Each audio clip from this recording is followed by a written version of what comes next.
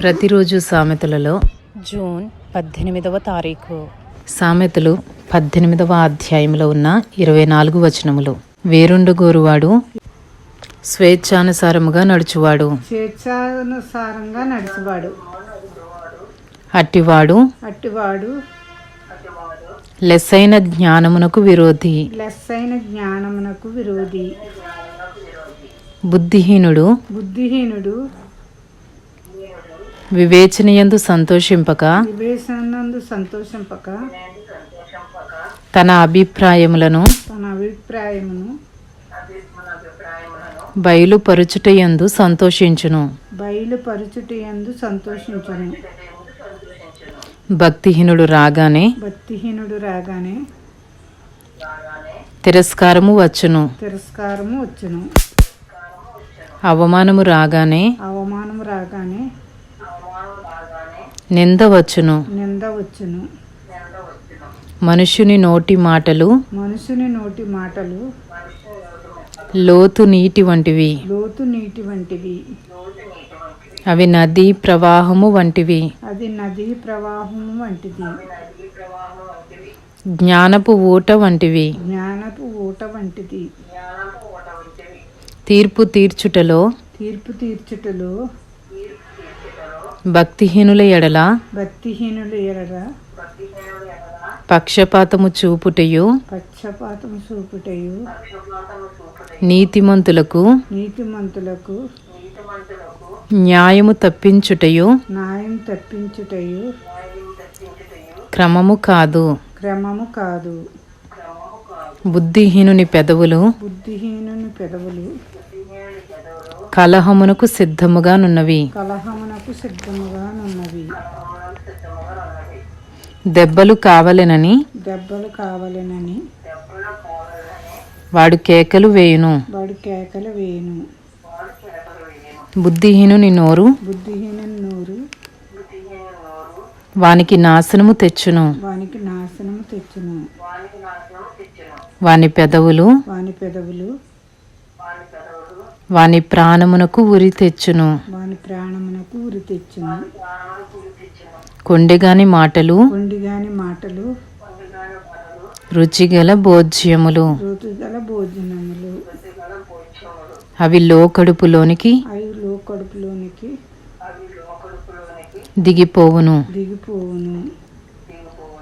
పనిలో జాగు చేయువాడు నష్టము చేయువానికి సోదరుడు. యెహోవా నామము బలమైన దుర్గము. నీతిమంతుడు అందులోనికి పరుగెత్తి సురక్షితముగా ఉండును. ధనవంతునికి వాని ఆస్తి ఆశ్రయ పట్టణము. వాని దృష్టికి అది ఎత్తైన ప్రాకారము. ఆపత్తు రాకమునుపు నరుని హృదయము అతిశయపడును. ఘనతకు ముందు వినయముండును. సంగతి వినకముందు ప్రత్యుత్తరమిచ్చువాడు తన మూఢతను బయలుపరిచి సిగ్గునందును. నరుని ఆత్మ వాని వ్యాధి నోర్చును. నలిగిన హృదయమును ఎవడు సహింపగలడు? జ్ఞానుల చెవి తెలివిని వెదకును. వివేకము గల మనస్సు తెలివిని సంపాదించును. ఒకడు ఇచ్చు కానుక వానికి వీలు కలుగజేయును. వానికి వీలు కలుగజేయును. అది గొప్పవారి ఎదుటికి అది గొప్పవారి ఎదుటికి వానిని రప్పించును. వానిని రప్పించును. వ్యాజ్యమందు వ్యాజ్యమందు వాదిపక్షము వాదిపక్షము న్యాయముగా కనబడును. న్యాయముగా కనపడను. అయితే అయితే ఎదుటివాడు ఎదుటివాడు వచ్చిన మీదట వాని సంగతి తేటపడును. వాని సంగతి తేటపడును. చీట్లు వేయుట చేత చీట్లు వేయుట చేత వివాదములు మానును. వివాదములు మానును. అది పరాక్రమశాలులను అది పరాక్రమశాలులను సమాధానపరచును. సమాధానపరచును. బలమైన పట్టణమును బలమైన పట్టణమును వశపరుచుకునుట కంటే వశపరుచుకునుట కంటే ఒకని చేత అన్యాయమునొందిన సహోదరుని వశపరుచుకునుట కష్టతరము. వివాదములు నగరు తలుపుల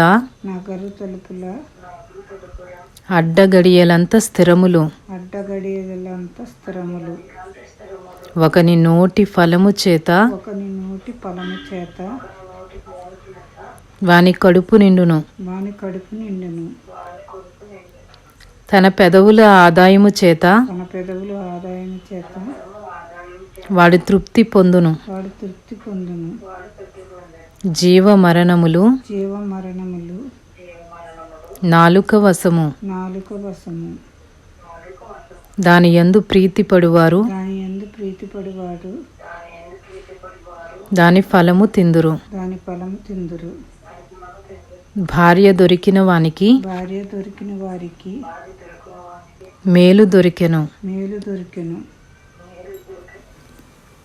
అట్టివాడు యెహోవా వలన అనుగ్రహము పొందినవాడు. దరిద్రుడు బతిమాలి మనవి చేసుకొనును. ధనవంతుడు దురుసుగా ప్రత్యుత్తరమిచ్చును. బహుమంది చెలికాండ్రు గలవాడు నష్టపడును. సహోదరుని కంటెను ఎక్కువగా హత్తియుండు స్నేహితుడు కలడు. ఇంతటితో సామెతలు 18వ అధ్యాయంలో ఉన్న 24 వచనములు పూర్తి చేయబడినవి.